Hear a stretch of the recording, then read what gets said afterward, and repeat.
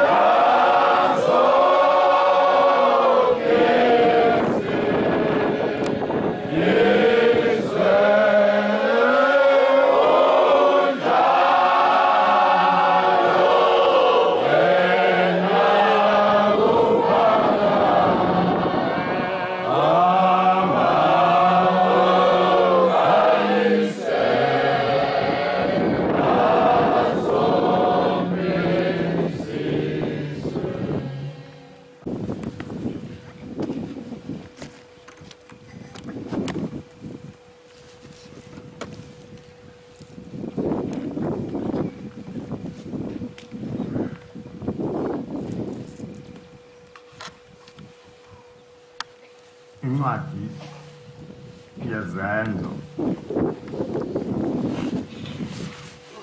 kwamanye amabhayibheli kuthiwa imisebenzi. Incwadi yezenzo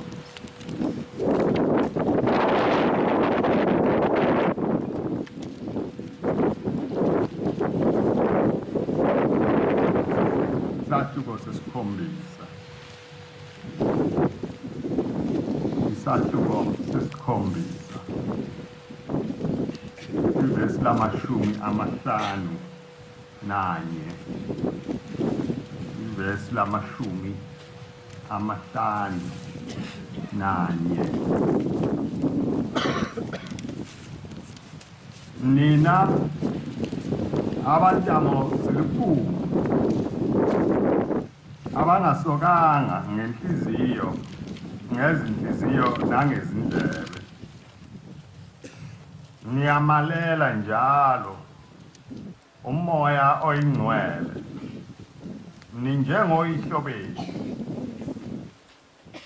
Nina abantamo zilukhuni abangasokanga ngezinhliziyo nangezindlebe, niyamalela njalo umoya oyincgwele, ninjengo oyihlo benu. Imuphi umprofethi oyihlo benu abangamhluphanga na? Babulala ababeshumayela ngokuza kolungileyo, esenimnikele nambulala. Imuphi umprofethi oyihlo benu abangamhluphanga na? Babulala ababeshumayela ngokuza kolungileyo, esenimnikele nambulala. Nina enemukela umthetho ngokuhlela kwezingelosi, kepha aniwulondanga. Nina enemukela umthetho ngokuhlela kwezingelosi, kepha aniwulondanga.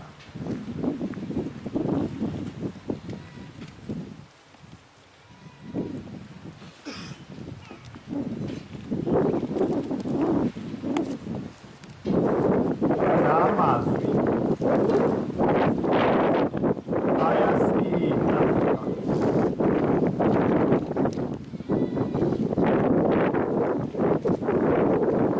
kodwa ayekhulunywa kubantu abanjengayo,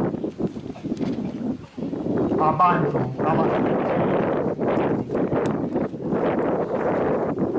wabathanda. Ekhulunywa umuntu kaNkulunkulu ethunywe nguye ukuba awakhulume.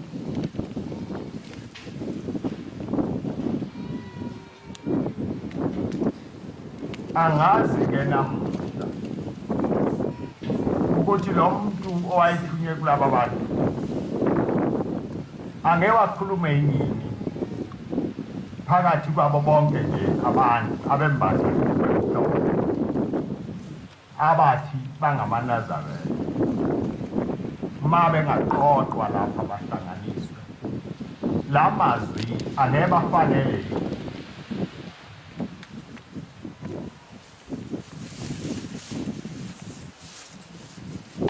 lapha phakathi kwethu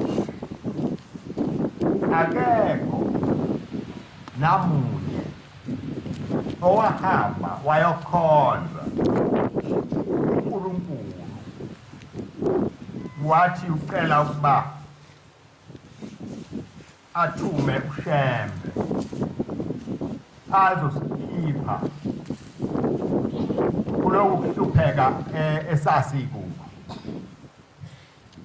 Kepha uNkulunkulu wakwenza yena ngohlelo lwasezulwini olungaziwa muntu. Lokhu engihlale ngisho ukuthi akazange ahleleka kahlelelwa ukufika kwakhe kwaba indaba yasezulwini yayaziwa ezulwini kuphela. Noma esefika lapha kulezwe akaficanga muntu owayemhlangabezile ngoba wayehamba ngohlelo lukaNkulunkulu lwasezulwini. Umane uhamba uye kubantu babo bahlupheka kakhulu bahamba ngey'ndlela zabanye manje bazawuhlupheka. Hamba ubamise ubayekise lokhu kuhamba abakuhambayo. Wathi uShembe cha ngifuni mina ukuba umfundisi. Wathi angishongo ukuthi ba umfundisi. Ngithe hamba umisele abantu bami bayalahleka.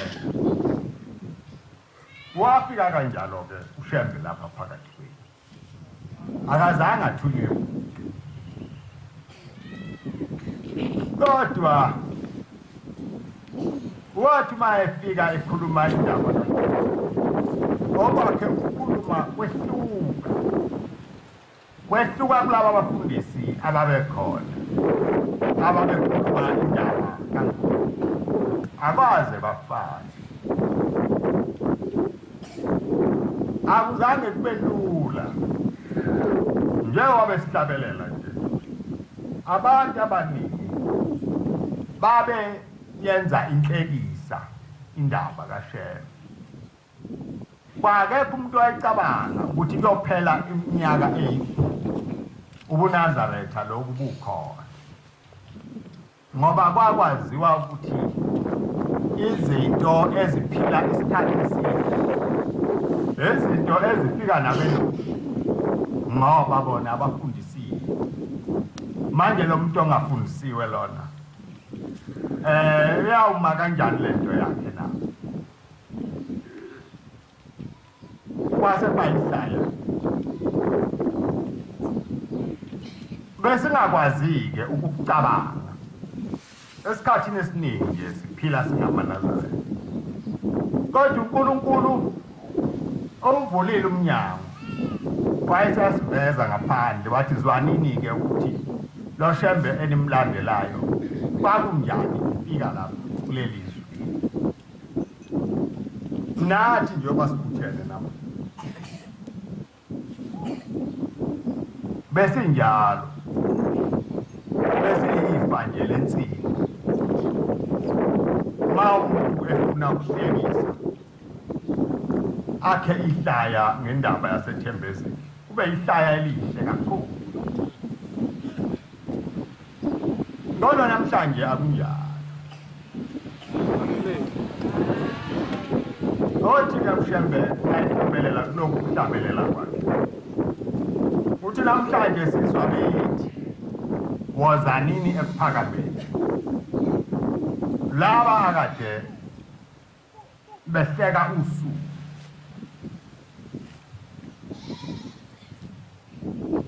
lamazwi-ke engiwafundile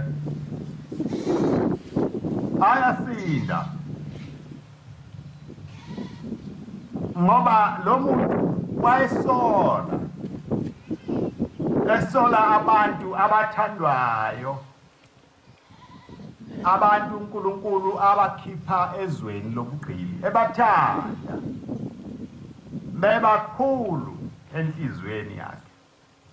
ezimisele ukuthi abenzele konke okuhle engafuni ukuba bahlupheke wabakhethela nezwe wabatshela bathi izwe nginisa kulo lihle kakhulu lokhu kuhlupheka enikuhlupheka namhla niyahlukana nakho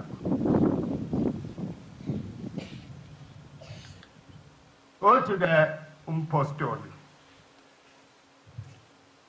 nina enemukela umthetho ngokuhlela kwezingelosi kepha aniwulondanga uma bengakaluweli iJordan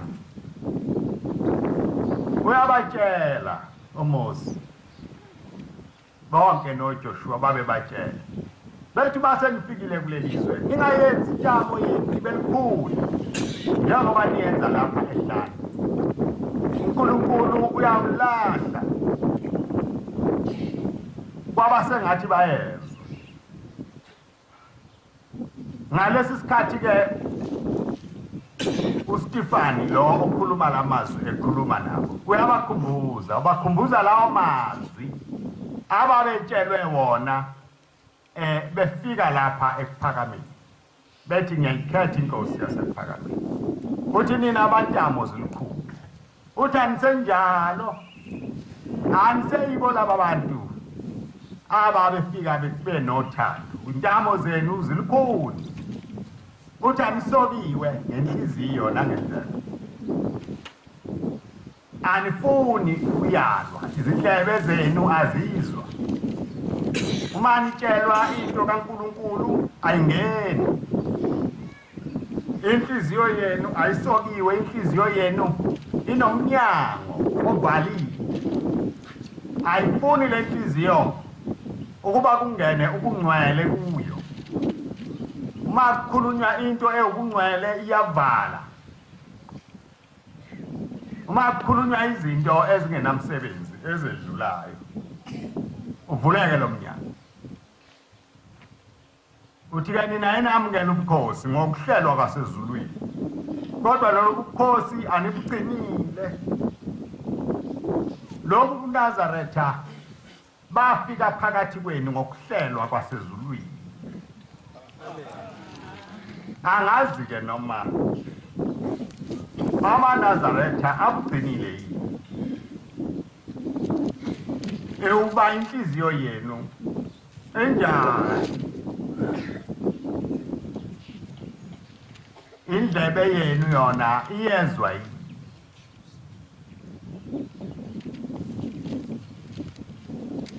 uthi ubaba kwakukhona intombazane eyayikholwa lapha ekuphakameni esekhona nje ubaba mkhulu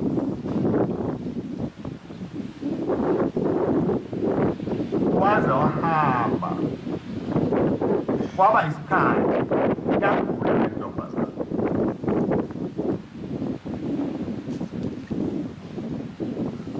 ubaba wayesethumela abaphathi bayo ngoba kwakubonakala ukugula kwayo hayi umuntu ongase ahambe ake nimkhokhele nizwe ukuthi kunjani lapha-ke eNazaretha sikhule kunjalo sikhule umuntu ekhokhelwa uma ibonakala ukuthi usesendleleni kuthiwe kukhona yini okubonayo ukuthi kungakuvimba na ukukhuluma usekhona lapha emhlabeni ulungiselwe khona ukuze indlela yakho ibe lula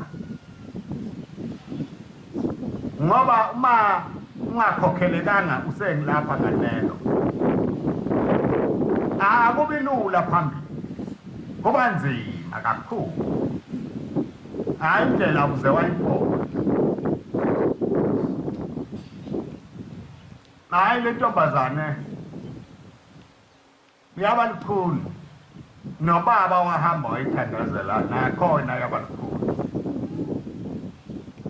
ithemba isizofa isithi hayi mina indlela ngiyiboni ngihamba ngibone kumnyama lapha ngihamba khona ngabe ngisazi ukuthi ngizakwenza njani baba insukwana eyosiphuma umphefumulo yahamba kwase kuba khona intombazane egulayo baba wabiza igulu mayifika le ntombazane ubaba ithandazela kwase kukhuluma umoya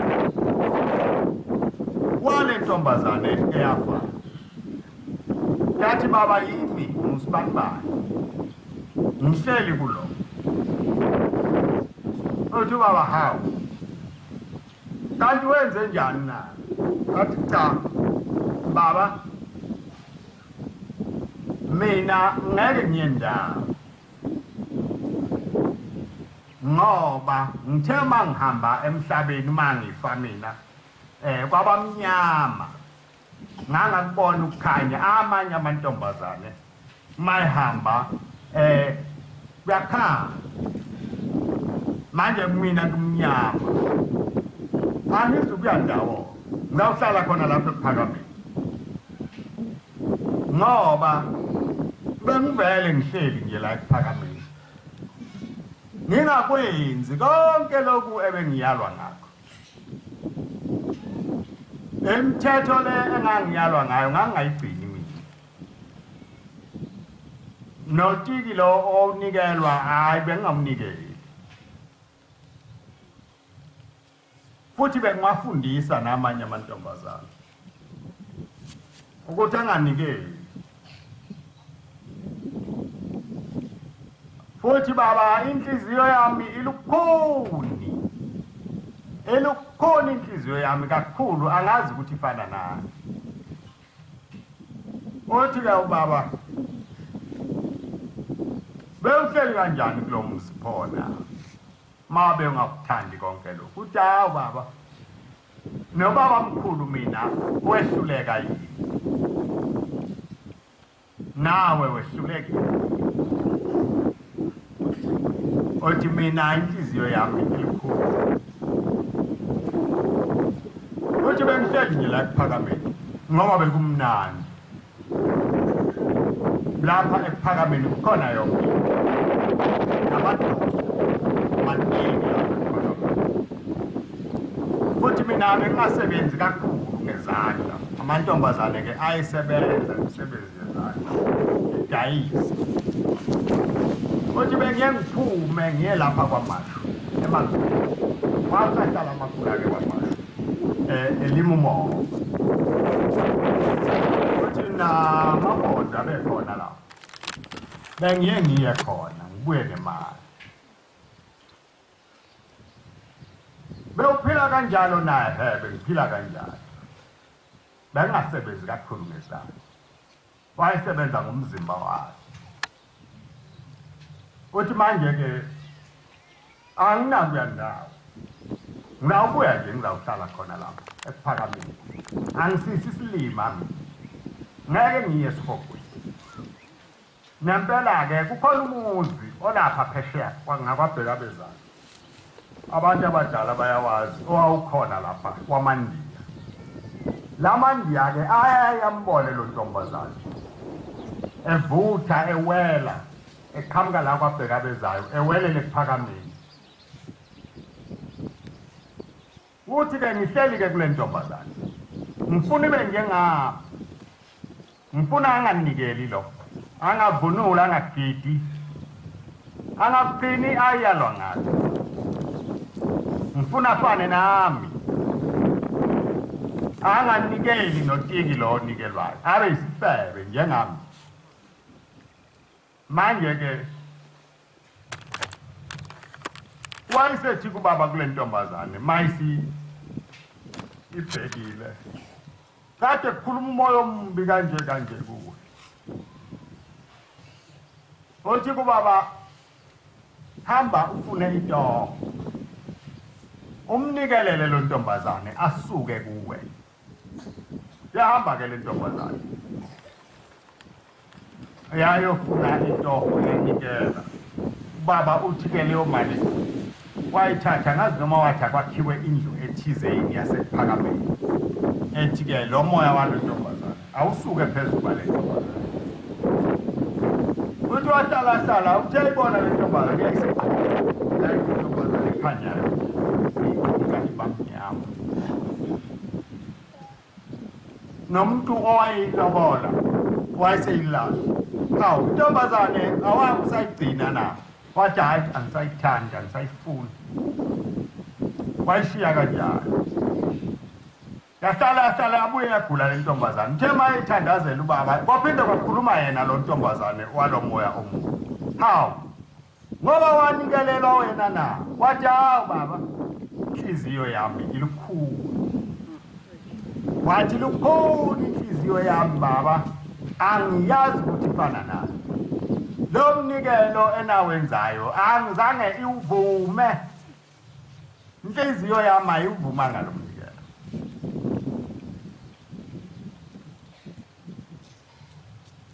ayizange iwemukele lo mnikelo osho njalo-ke umpostoli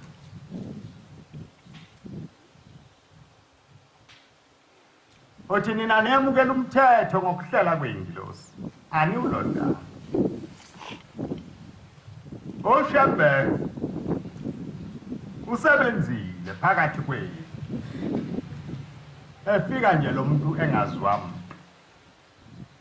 emazweni lapha kuyehlonishwa ngani ngoba beneyikhula ethi ma umuntu engelutho umuntu kazana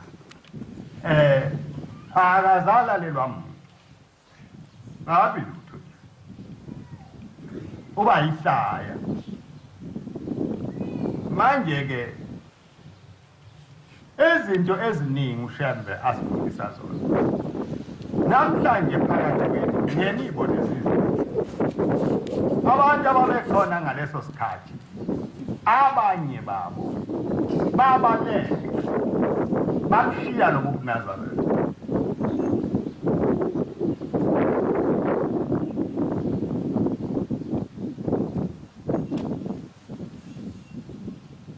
uShembe ufike lapha wasonta ngesonto esahlenga abantu wasontwa ngalesonto njengawonke nje amabandla akho wahamba wayesengenisisa abantu othi kubaba wayefude manzi mntoni uthi wayesengibiza wathi mntanami uthini wena uthi yilo yini lolu suku esikhonza ngalo na uthi ngathi yilo baba uthi wayesethi hawu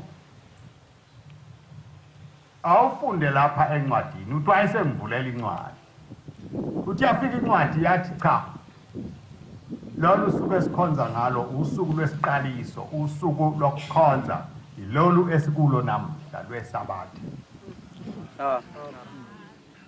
uthi wayesethi hawu mntanami ufundisiwe wena mina angifundisiwe kodwa sengikutholile lokho uthi wayesethi ake ngibuzeke uma usufika lapha ekhaya sengisonta ngesabatha uyakwenza njani wena na uthi ngathi ngiyakwenza lokho baba kwenzayo uthi wayesethi hawu mntanami ulandela mina wena na ulandela uNkulunkulu uthi ngathulaka ngaze ngasho uthi kwafika isikhathi ngahamba ngaphinde esikoleni uthi ngathi mangibuya ngafika lapha esiphakameni kunomsilo omkhulu belwa bonke abantu nabakhokheli belwa nabashumayeli nabefundisi bathi akusesikho-ke lokho akusesikho-ke lokho kwenziwa ngubaba asisezukufana thina namanye amabandla na sesizawukwehluka sikhonze ngosuku oluhlukile bathetha balwa kakhulu kwaba khona abantu abahlubukayo bahamba ekuphakameni bexoshwa yisabatha leli enikulo namuhla kwahamba ngisho umfundisi. Kwakukhona indoda yakwaNgcobo lapha ngasemaphephetheni kwakuthiwa uZakiyasi ingumfundisi. Yahamba yasungula ibandlana layo nayo yabangathi uShembe. Angikwazi lokhu ukuthi kufake ma uhlubuka awuqali ngano kwakho. Bathi babehlubuka umuntu la afuna ukuzenza abe uShembe. Umshiyeleni pho. Yahamba le ndoda ixoshwa isabatha. Uthi baba bahlubuka kwaze kwahlubuka ngisho umshumayela.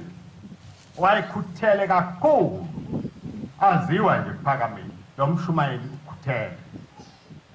Kwakungwakwasishi isibongo. Wathi ezwakala kwathiwa useyinyanga ngapha eBiaf. Wamalela umoya oyincgwele. Ukuba ngene ngaphakathi kwakhe. Njengoba isho nje lencwadi. Abavumanga laba bantu esikhuluma ngabo. Ukuba umoya oyincgwele angene phakathi kwabo. Nale ntombazane engikhuluma ngayo yahlala ekuphakameni.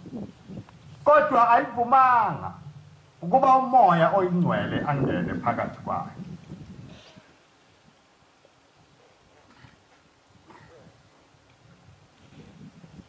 Njengoba nibona nje namhla kusinwa intombi zevunula imvunulo yesiZulu sekukuhle akubanga njalo ekusukeni.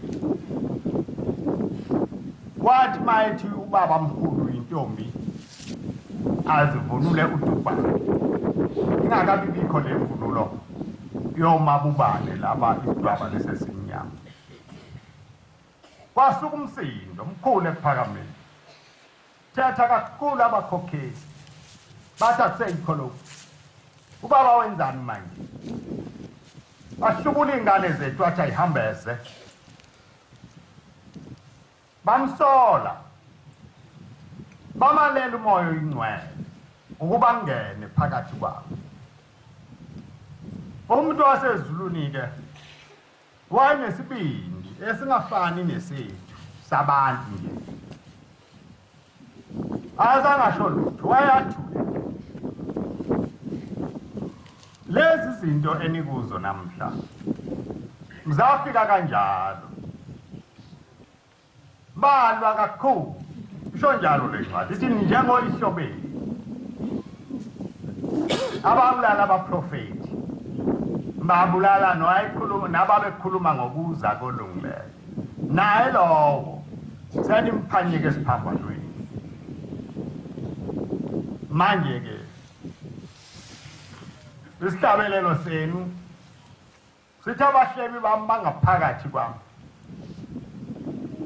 Mangenza izono bathokoza bavumela izono. Kodwa bangilapha ngifuna ukusinda. Ngiyawusinda kanjani? Laba bantu babeze uNkulunkulu. Shembe akababizanga ngegama lakhe. Akashonga ukuthi wozani kimi. Wathi wozani kuNkulunkulu. Kodwa bathi mase bephambi kwakhe uma esebafundisa indlela kaNkulunkulu bamsola. Abaze bakwemukela. Bathi ngumuntu omubi. Uyeduka. Baningi abantu abahlubuka. Abanye bahluthulwa yiyo imfundo. Abanye bahluthulwa yisabatha bahamba. Bamalela umoya oyincgwele ukuba ngene phakathi.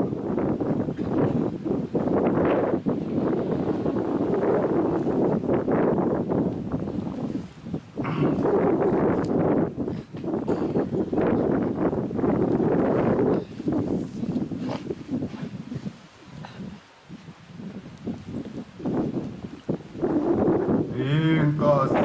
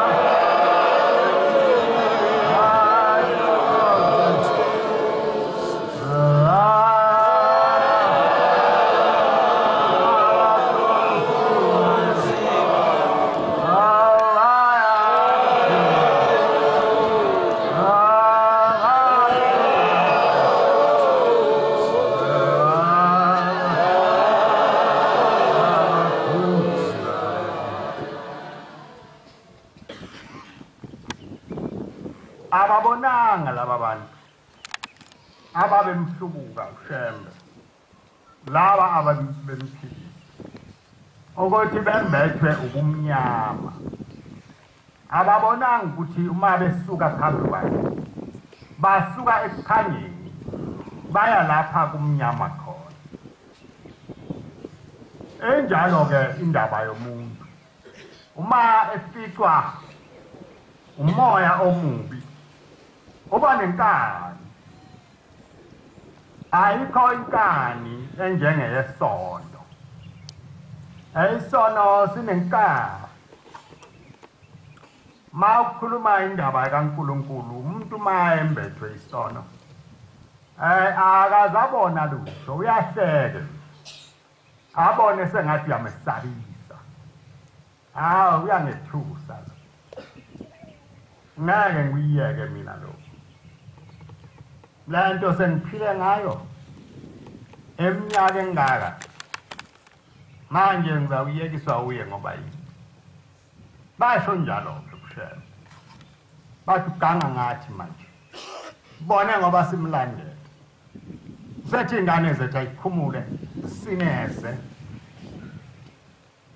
how bakwavuma bathetha wonke umuzi lo nesabatha abatho njalo bathi akasakwazi kakwenzayo manje babevele beshilo kodwa abantu beyimishini nathi uyahlanya lo muntu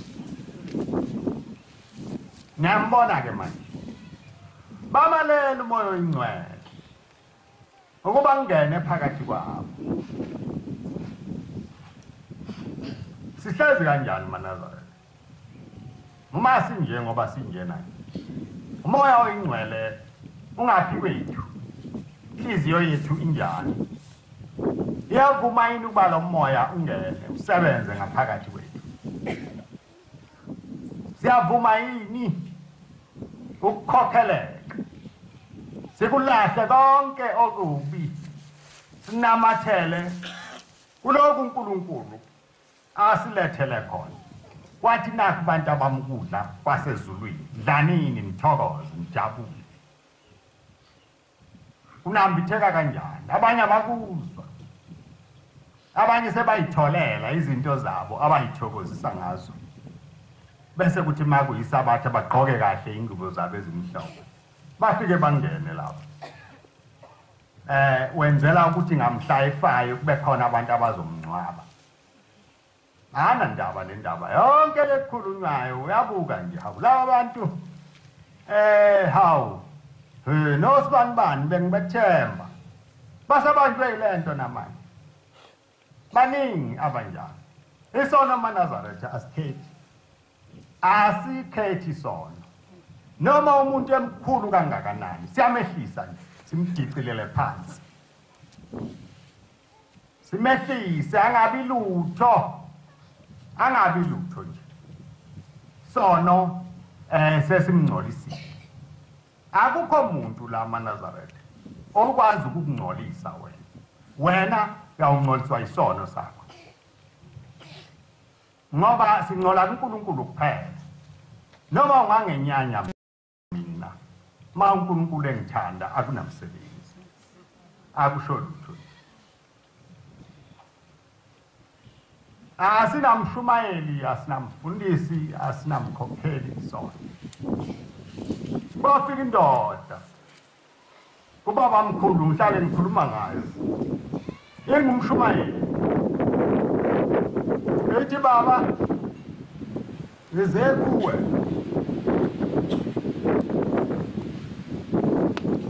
Abantu laba banginuka laba engingumshumayeli wabo. Bathi ngibulala abantu ngiyabacwiya ngiyabahlinza. Bathula baba mkhulu wayibuka le ndoda. Yakhuluma eqeda. Wayesethi ngiyakuzwa mntanami okushiwo yilaba bantu. Wena uthini na? Ake ngizokwakho ke manje. Wathi baba angikwenzi konke lokho. Mina baba ngingcwele. Waphakamisa izandla wathi nazi izandla zami baba uyazibona zimhlophe. Selokhu wangibhabhadisa selokhu wangigcoba. Hayi ngimsulwa. Anginakucala anginalutho. Baba baba mkhulu uthi ngiyezwa mntanami. Wayesethula. Sebheka phansi eloma lapha enhlabathini ngomunwe wakhe. Abuye ayibuke le ndoda abuye abhala abuye ayibuka abuye abhala. Wathi esuka wathi ake ngibubuze mntanami. Lapha emzini wakho ngoba wena uganiwe unomfazi unabantwana. Le ndlu yotshani elapha phakathi komzi wakho engangeni muntu okungena wena wedwa kuphela kudalwa yini lokho ngoba uganiwe wena futhi unabantwana akungeni umuntu kule ndlu kungena wena wedwa ngoba yini yathula le ndoda yabheka phansi wayesethi cha ke noma ungangiphenduli ngizoqhubeka ngoba angishongo lutho mina uwe ofike lapha wakhuluma ake ngibuze ke mntanami lapha kule ndlu yakho leli shubu eliphanyekwe lapha phakathi kotshani lashuthekwa phakathi kotshani elinegazi leli gazi eliphakathi elanyamazaneni wathi hawu ubusuku usho konke pho umuntu kaNkulunkulu wathi baba mkhulu cha ngishongo lutho khuluma wena ofike lana wathi abantu balunuka ngitshela ukuthi leli gazi elikuleli shumbu elanyamazaneni noma elembabala noma elempunzi noma elembuzi noma elenkomo noma elenkukhu nyamazaneni neligazi la akabe saphendula uthi ke ubaba mkhulu mntana mbulele umuntu wamcwiya wamhlinza wathatha negazi lakhe yilo leli liseshumbini kukhona okubi ozokwenza ngalo hayi lo muntu wayesephelile engasazi ukuthi uzawuthini esekhohliwe ukuthi uze kubani isho njalo ke lencwadi ithi nina enebukela ubukhosi ngokuhlela kwezingelosi anizange nikugcine nakwemukeliswayo Shembe wafika lapha wasigeza sonke sasinezono siba bathi bantu abamphumani kulezi sathi ngiyayikhetha inkosi yasephakama ngiyabona ke mani ikhetha yekani konke lokho wasigcoba ngamafutha akhe omsa wasibiza ngabantwana basezulwini wasinika ingubo yakhe emhlophe yasezulwini wathi yembathani le ngubo ingubo yenu le eyokunqoba uma nembethe le ngubo niyakunqoba usathane ngeke adlalele phakathi kwenu niyabona njengoba silapha nje sikule nkonzo akekho usathane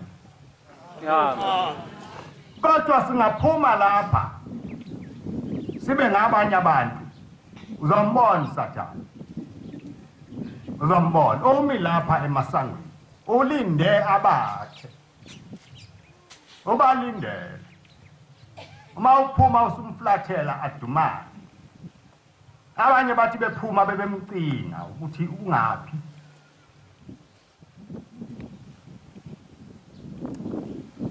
ungaphi nale ndoda-ke yehlelwa yilokho yahlala yakhohlwa beyathi uma iphenduka yaphenduka ngenyama inhliziyo yayo ayiphendukanga la mathemba ayekade ekhona awasuka ngenhliziyweni uthi-ke umpostoli anisokwanga ngenhliziyo inhliziyo yenu aninikelanga kuNkulunkulu nayiyeka yaba ngeyenu uthi-ke okuhlupha kakhulu ngani noma senitshelwa anizwa indlebe yenu ayisokiwe uma umuntu ekhuluma kini indaba kaNkulunkulu ayingeni aninayo indlebe yokulalela indaba kaNkulunkulu kodwa umuntu uma ekhuluma wonke amampunge lawa angenamsebenzi walutho abantu bahlala bahleleke ayikhumbula indaba azayofa le kaNkulunkulu yoyincgwele noyokuya ekhaya cha uyayikhohlwa ayikhohlwa akaze ayikhumbule akaze ayikhumbule omnye eze azakhele zakhe ezingekho ezingamanga akathandi uqamba amanga akukho khona ngaphakathi kuye ukudla kwasezulwini unendlala manje-ke ngasinda kanjani uma mina ngingahlethwa muntu ngihlethwa inhliziyo yami ngilokhu nginibuza lokhu ngifikile lapha ekhaya ngibuza lokho ngicabangani ngicabanga ukuthi uhlethwa ngibani abekho abantu abakuhlebayo uhlethwa ingaphakathi lapho omunye umuntu uze abe nenhliziyo embi acabanga ukuthi khona abantu abathi kanti cha lento isuka ngaphakathi kuye enhliziyweni nasemcabangweni yakhe ayakhe manje phela sikhona endlela esihamba ngayo maNazareth iyasinda kakhulu hayi zikhona ezinye kodwa azifani nale zilula ngani na ngoba lapha sihamba ngendlela kamoya weqiniso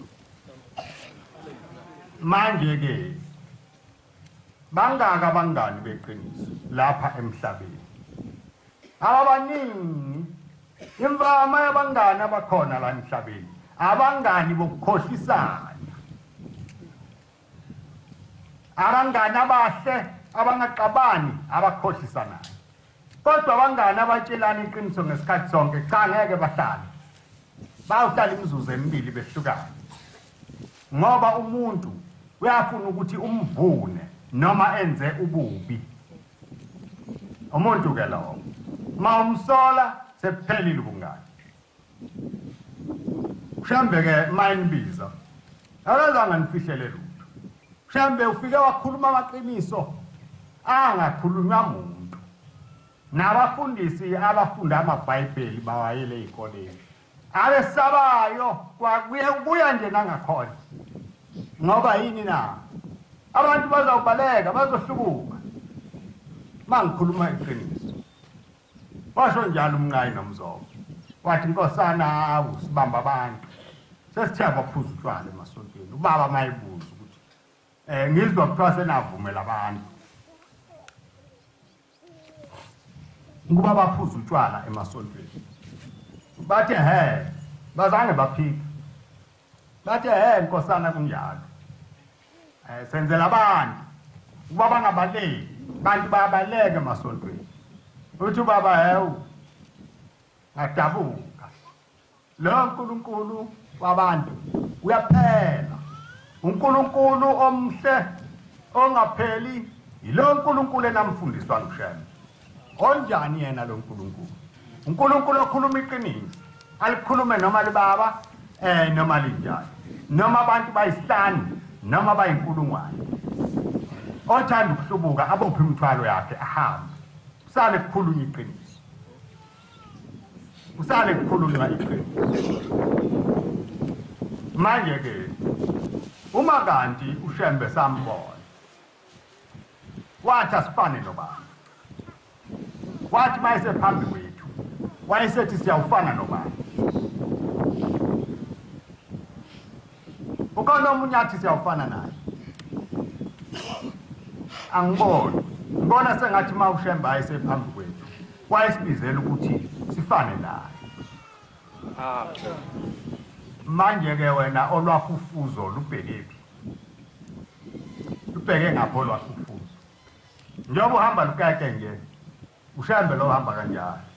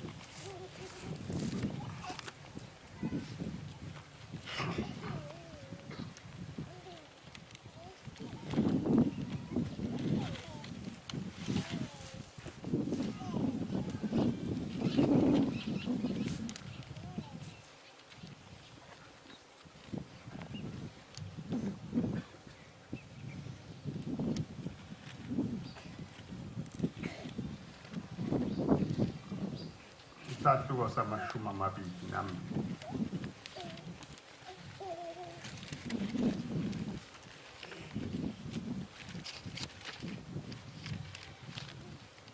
Ivesi leshumi nane. Babusisiwe abagcinayo imiyalo yakhe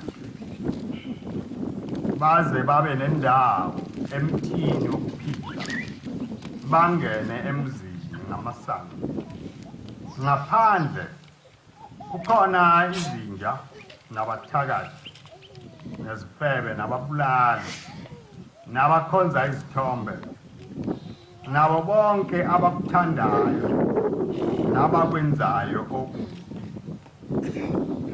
ngaphandle kukhona izinja nabathakazi nezifebe nababulali nabakhonza izithombe nabo bonke abakuthandayo nabakwenzayo okubi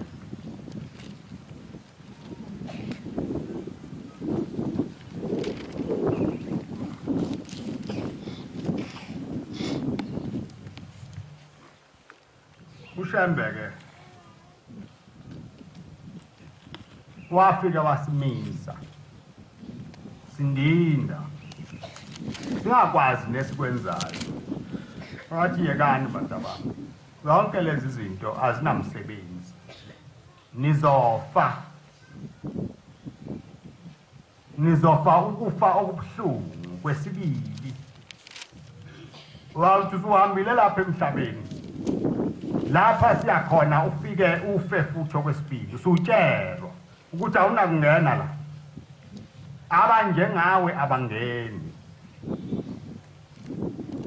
ababephila lempilo oyiphilayo abanangena kulombuzo oyingcwele lo mbuzo oyingcwele uyasetshenzelwa usetshenzelwa lapha emhlabeni uma ungawusebenzelanga ungacabangi ukuthi ngoba ngabhabhadiswa emanzini ngoba bengenza ukuthi nokuthi ngoba ngakhetha inkosi ubusucabanga ukuthi uyawufika ungene nje cha ngeke kwenzeke ngeke kwenzeke emthwalo angeni uyasala ngaphandle nomnikazi wayo ayikwazi ukusala yona ubusungena wena uma unemthwalo engalungile uyawuhlala nayo lemthwalo yakho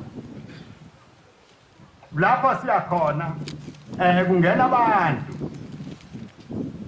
abebazi ukuthi anginjengawe baba kodwa ngiyakuzama ngiphelele njengoba sihleli kule nkonzo nje siyazama ukuba uNkulunkulu asibone siphambi kwakhe lokhu kuzama kwenu akungapheleli lapha ethempelini.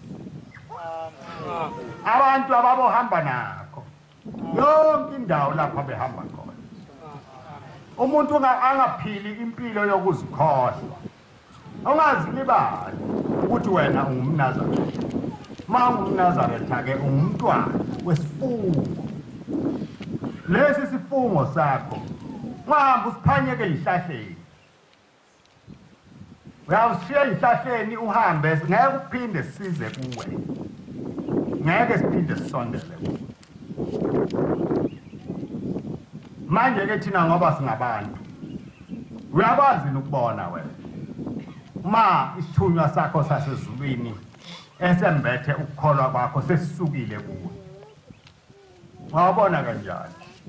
Baningi abacabanga kanjalo ukuthi hayi ngiphelele njani kanti kade kuNazaretha bahamba.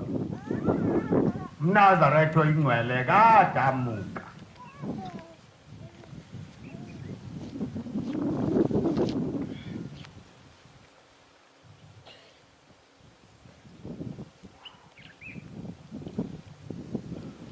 Abantu bangazikhohlisi ngale ndlela. Le ndlela engumthwalo onzima. Lapha ekuphakameni kwakuhlatshelelwa kanjalo kuqala. Kuthiwa wemthwalo onzima wekuphakama.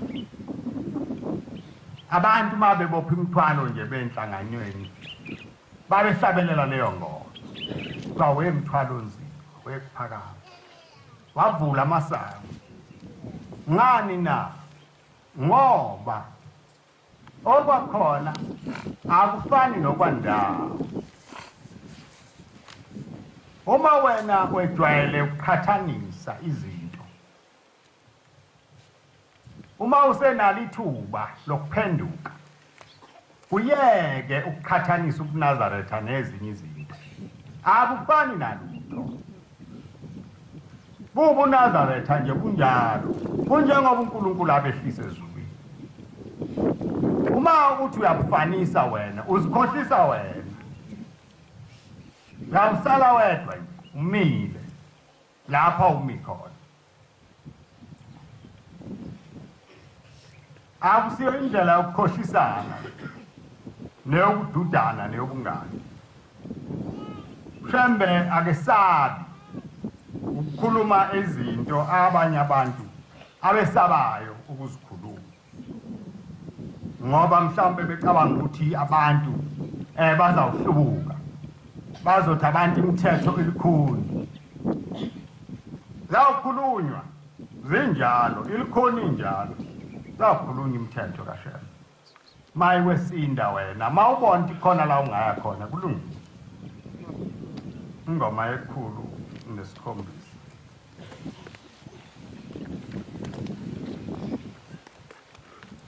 Ikhulu nesikhombisa.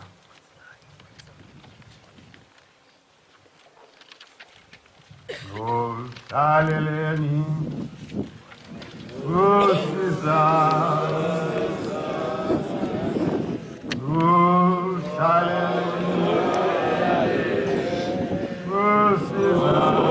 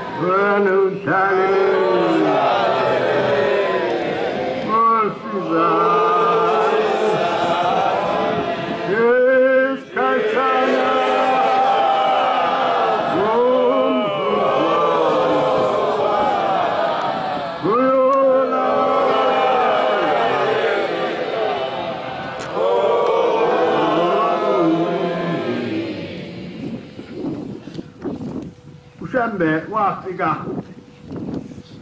ephethe zonke izinto zasezulwini. Wafika nesibuko sokubona izinto ezifihliwe. Njengale ndaba lendoda ebengiyikhuluma. Eyayicabanga ukuthi kukhona ekuthukisile ngaphakathi kuyo. Kanti uShembe akathukiselwa lutho. Njoba ngihlale ngikhuluma ngithi kwake kwafika umuntu wayengesiyo umNazareth. Behamba nomngakhe beqhamuka ngapha ngasothongathi. Hluphekile lo muntu hamba nengane yakhe umngakhe uyibelethe. Le ngane ayihambi lokhu yabakhona nje ayihambi. Ngicabanga ukuthi isikhathi esiphambili babamkhulu wayesekhona. Mhlambe babesefinikisi noma eDubbs Road bahamba ke ngeenyawo bekhuphukela ekuphakameni. Uma sebefikile benkosi yayihlezi lapha phezulu ngasensuka ngihlale kulesi sigcawu esincane nabantu nje abambalwa abantu bengebaningi bangesinhlangano. Mare fika labantu ithi indoda mfundisi ngicela ukuthandazele nansi ingane yami.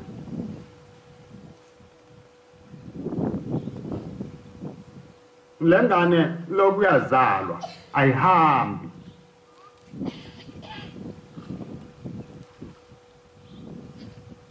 Wayeseyibuka ubaba mkhulu le ngane. Ayibuka esethi hayi angithandi ukuyithandazela le ngane. Hawu wethuka lo muntu. Hawu cha ngisize ngisuka kude ngivela lapha ngoba ngihluphekile. Ngicela ukuba ngisize le ngane yami uyithandazele ihambe. Uthi baba mkhulu cha ngithe angifuni ukuyithandazela le ngane yakho.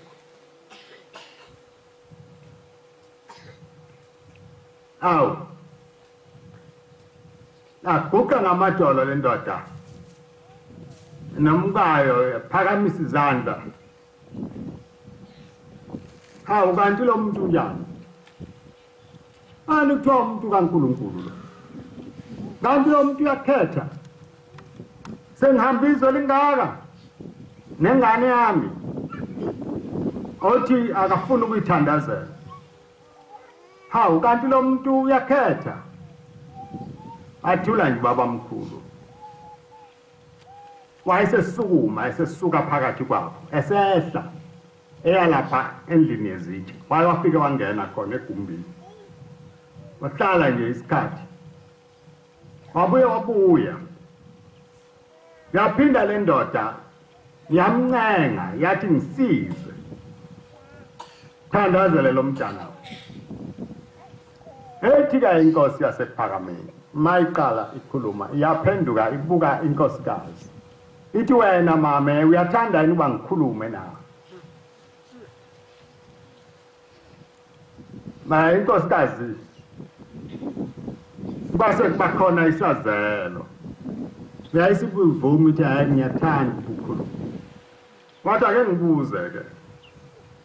Uyayikhumbula insimu yakho yamadumbe owawilimile phansi kwesihlahla somdoni na? Ashaya umbalo lenkosikazi ababe kusavuma ukuba yimvumo. Asakuphendula indoda hayi khuluma. Nangu umfundisi ekubiza wathi baba mkhulu cha thula wena. Ngibuza ukuthi uyayikhumbula yini insimu yamadumbe owawilimile ngaphansi kwesihlahla somdoni na? Wathi yebo baba ngiyayikhumbula. Wayesethi kubaba mkhulu kuleyo nsimu ngelanga elithize kwafika indoda. Wenzani naleyo ndoda lapho phansi kwaleso sihlahla na? Yathula inkosikazi. Hayi indoda yasukuma, khuluma. Kanti ungifihlela izinto ezimbi? Khuluma nangu umfundisi ekubuza. Athi baba mkhulu ayithula. Hayi inkosikazi ayabi sakhuluma. Wayesethi wena ndoda, le ngane oyithwele oza nayo la akusiye yakho. Eyale ndoda eyafika kumkakho kulesi sihlahla salomdodi. Manje ke mina ngithandazela ingane zomthetho. Aveza ndlebe angwathandazeli. Futhi le ngane yakho ayizukuphila. Iza kufa. Ngoba njengoba uyibona nje isishayo sikaNkulunkulu ushaya lo mngakho. Asukuma indoda yaputha amatshe ifuna ukumgcoba umngaka wathi baba mkhulu mbambeni. Babanjwa ke bahlukaniswa ke. Bahamba sebehamba ngokwehlukana. Manje uthini wena? Uthi baba ngumuntu nje. Asazi ke kuwe. Kodwa lokho engikhulumayo nindaba eyenzeka. Bahamba ke laba bantu. Lesi sibuko sasezulwini nanamhla siyabona konke okungaphakathi kwethu. Njoba nilapha nje ningazikhohlisi. Ningayikhohlisa ngayo yonke into, ningayikhohlisi ngosheme. Lesi sibuko siyabona. Sibona konke okungaphakathi kwethu. Asinakumkhonza lo nkulunkulu ngamanga, nangokukhohlisa, nangokududana, nangobungani nangani. Siyamkhonza ngokuba siphelele kuye, hayi kwenye indawo. Noma umuntu angakuchizela akunamsebenzi. Ma uShembe ekubuka amamatheke kwenele lo. Manje ke ngikhuluma ke indaba yenu.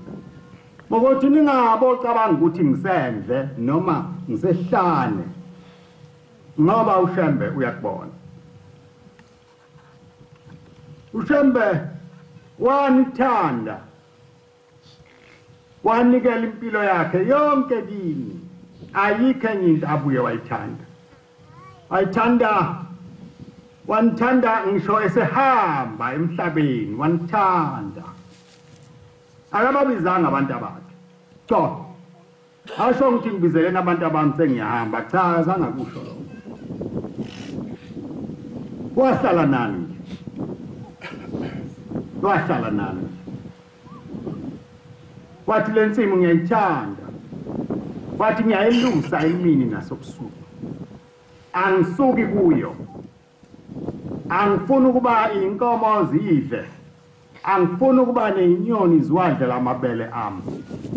Insimu yami yasezulwini. Manje lolu thando anilunalile, aninamsebenzi nalo. Nilibele izono. Nemdumazelana uThemba. Lezi zinto ezimbi kangaka enizenzayo. Niyanicabanga ukuthi uzawuba yini? Uyawuhlala phi? Othi mntanami kuyadliwa. Mawubaba ayibuze ethi baba kanti lapha uphuma khona akudliwa yini? Uthi kuyadliwa mntanami.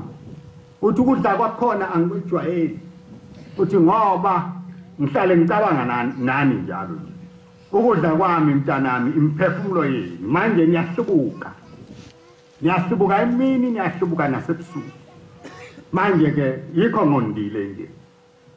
Ngoba ukudla kwami uncane ngikudlayo. Namhlanje kunjani udlani uShembe? Yini ayidlayo? Yambona inkosi yasekuphakameni lapha eLinda ngo1965. Uyabona amaNazaretha wonke egcwele odakeni intombi insizwa amakhosikazi gcwele odakeni bami ngokulandelana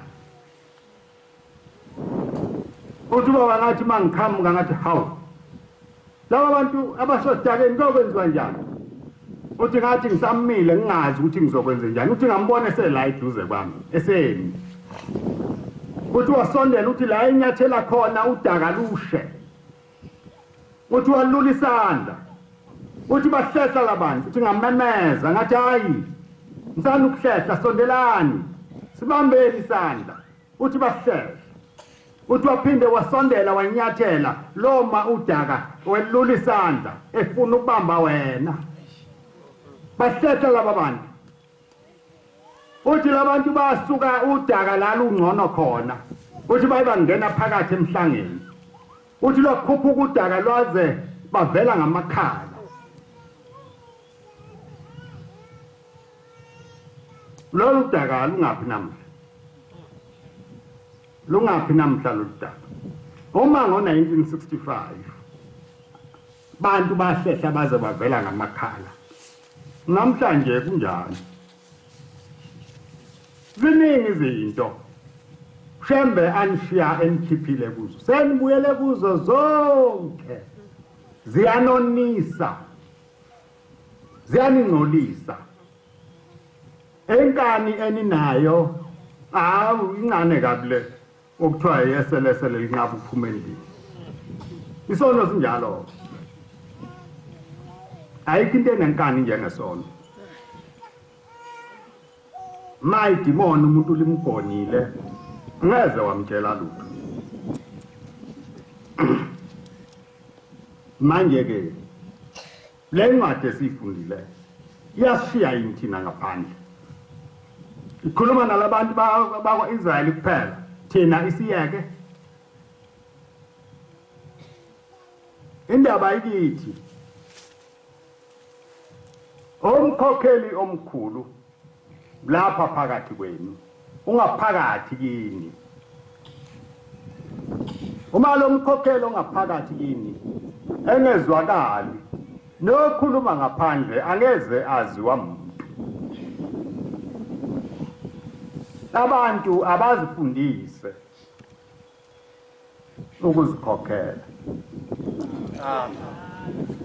abantu babe nothando lwendaba kaShembe lwendaba kaNkulunkulu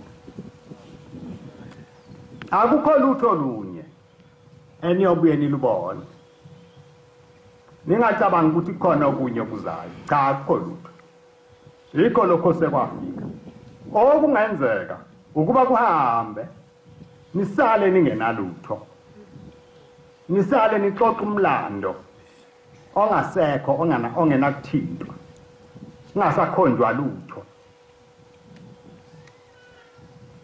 ngoba usathane usebenza lokho usathane ukuba kuphele lobu Nazareth usale into eyokwenziwa inoma ubani iphathwe noma ubani senze noma yini kuyo uNazareth abunjalo awenziwa noma yini la eNazarethini kuthiwa amagobongo lapha ube inyanga kusho ukuthi uyiNazareth alikho iNazareth elinjalo akwenziwa lokho la awuzukweba tshwala la ubuse ukuthi uyiNazareth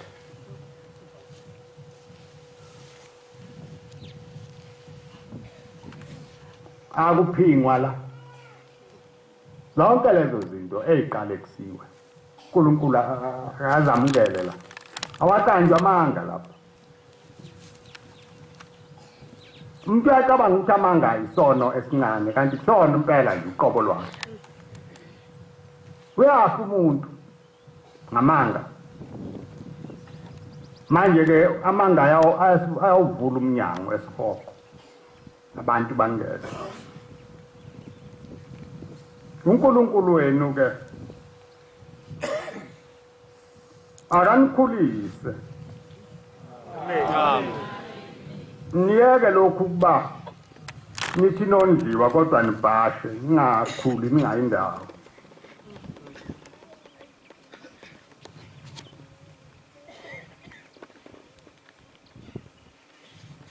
Phumani ezintweni uShembe athi ziyekeni. Amen.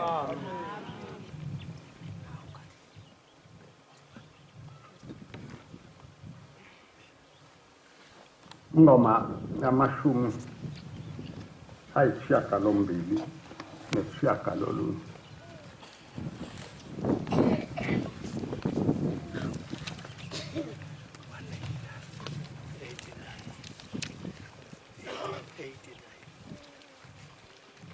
Inkosi busisa ukuphakama kwenhlangano.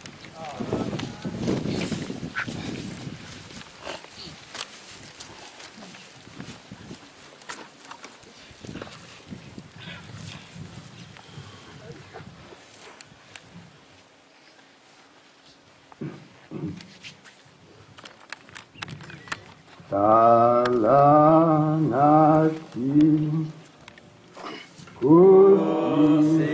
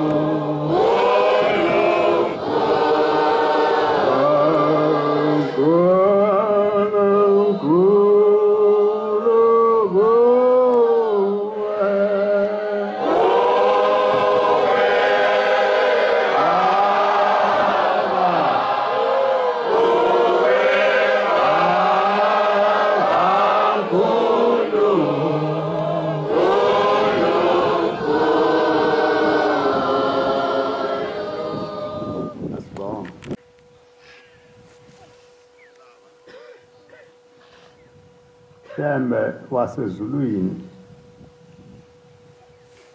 wena Nkosi ngubaba wethu, wasithanda, wasimema, wasimemela Nkosi othandweni lwakho. Nkosi seza kuwe sithwele imithwalo yobumnyama, usizele kuwe Nkosi ukuba usigeze, usizele kuwe Nkosi ukuba usithande, siphe Nkosi inhliziyo entsha yokukuthanda wena, sehlukane Nkosi nezindlela zobumnyama. Besihlangene lapha Nkosi kulo mzi wakho owathi wena usenambithile. Akukho lutho Nkosi ngaphandle kokuphatha igama lakho ebesihlangene ngalo. Namhla ke Nkosi sicela isibusiso esivela kuwe sayo yonke Nkosi imisebenzi esiyenzile phambi kwakho. Sicela Nkosi kuwe namhla ukuba uma sehlukana siphinda emadokodweni ethu emakhaya singahambi sodwa, ngepha Nkosi sihambe nalomoya wakho uwobuncgwele owehlisa Nkosi wena ezulwini. Ufike Nkosi ube uthango lwale mizi esiphuma kuwo, ungangeni lutho Nkosi olubi, Sathane Nkosi angangeni kule mizi ayone. Ungene wena Nkosi nobungcwele bakho basezulwini, uhlale ngaphakathi Nkosi kwey'nhliziyo zethu. Nkosi sinosizi lapha emhlabeni, siyabona Nkosi ukuthi kungenxa yezono zethu, amanzi awekho, imvula Nkosi asinayo, kepha akekho omunye esimaziyo esingakhala kuye. Sikhala kuwe ke mnikazi wezinto zonke ukuba usiphe Nkosi imvula, siphile nabantwana nezilwane Nkosi osiphile zona ukuba sizifuye. Siyacela Nkosi ukuba ubuhle balelizwe ukubuyise wena ngesandla sakho, ngoba asinalo elinye ithemba ngaphandle kwakho. Ubukhulu bakho Nkosi obenzile bukhulu, ngoba sihlalile phambi kwakho wasigcina Nkosi. Asivelelwanga lutho olubi, asidunyazwanga lutho. Siyakubabaza ke Nkosi enkulu yasekuphakameni, ubukhulu bakho Nkosi mabande ube nathi Nkosi ngezikhathi zonke. Noma Nkosi sikubiza igama lakho usabele, ube yiyo yonke Nkosi into kubantu bakho. Ube ngubaba, ube ngumama, ube ngikudla, ube ngamanzi. Abantu bakho Nkosi bangadingi, bangesweli. Abantu bakho Nkosi ubaphilise nasey'feni zawo. Omsa Nkosi onawo kithi mkhulu, nothando Nkosi osithanda ngalo, asikwazi ukulinganisa. Ukukhonza kwethu Nkosi sikubuyisela kuwe ngesakho sodwa isandla nanini kuze kube phakade. Amen.